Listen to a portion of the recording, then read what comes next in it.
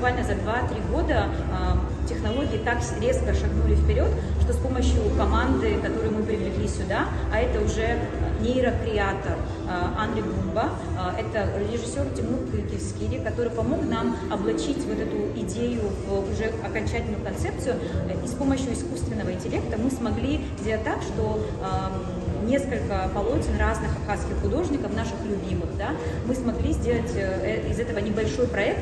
Это тоже тизер, это не окончательный вариант того, как мы хотели бы все это видеть, но все же сегодня мы с большой гордостью хотим представить это для аудитории уже абхазской.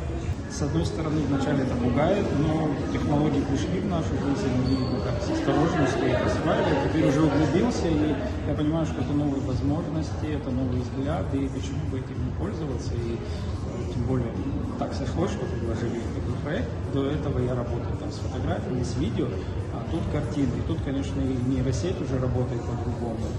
И это было, на мой взгляд, это очень такой, для нас это первый шаг. Наверняка через лет 5 это будет выглядеть, может быть, и смешно, уже будут другие возможности, но на данный момент это очень интересно и открывает новый взгляд.